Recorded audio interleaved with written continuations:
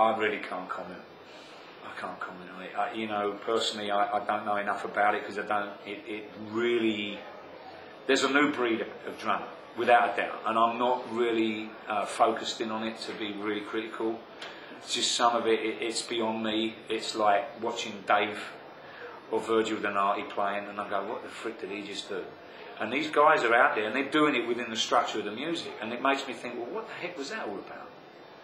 So I find sometimes that I shut off for it, because I think what happens is you've got to call me an old-fashioned bastard, or whatever you want, excuse me swearing, but I am an old-fashioned guy. I go back to the roots of what I grew up listening to, and so when I hear new bands like Anthenora's new album, that's a cracking album, because they're more classic rock.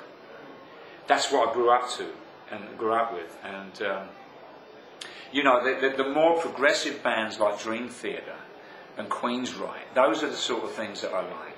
I still go back and listen to a band called Saga that was one of my still is my favourite. Worlds Apart is one of my favourite albums, and it's like just listening. I put that on, and that's 20 years old, 21 years old, and I listen and I go, "There's nothing that comes close to this out there, as far as I'm concerned," you know. But maybe that's because I'm not in the loop with the new stuff. But some of these new drummers out there, the speed that they're playing at is just frightening. What they're doing, especially with the bass drum things, you know, the double bass drum. And that's it. I like to hear, you know, when I hear people that are using that, they've taken it to the next level. You know, Dave Lombardi was the first guy, you know, to me, you know, and Vinnie Paul, you know, and Pantera. And they kind of took the extreme of the double power playing to the next level. Now you've got these new cats that are out there, and I don't know their names, but, you know, Joey Jordison from Slipknot, you know, people like that. I mean, they're freaking incredible, you know, and it's like, but it's beyond me. It's like, where's the feel gone? You know, there's feels everywhere, but where's the feel? You know? I'm just not in that there's my box, there's the new one, and I'm kind of down here still.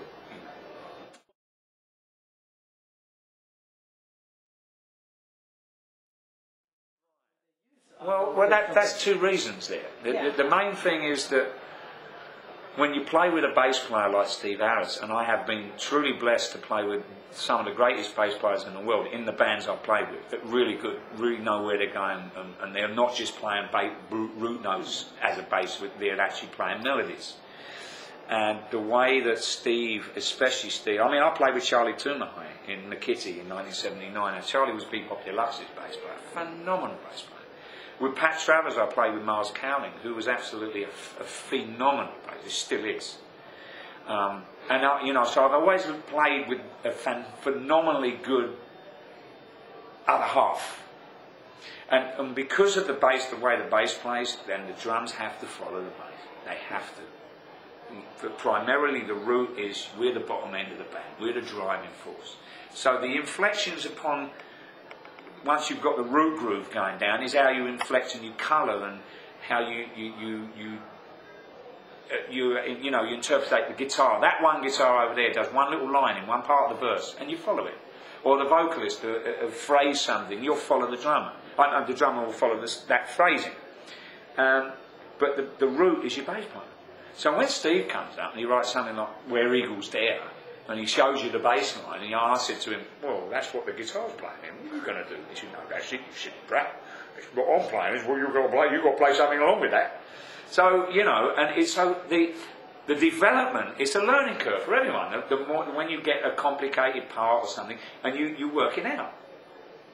So you start to progress, and so my right foot's really worked along with the bass player, and I've had these great players to play with that aren't just straight,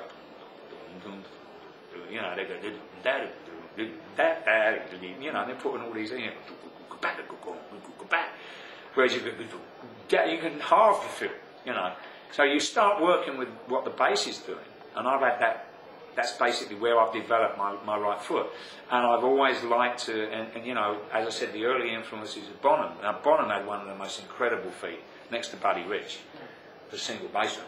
I mean, it's where he used his doubles and his little triplets, you know, and so that influenced me.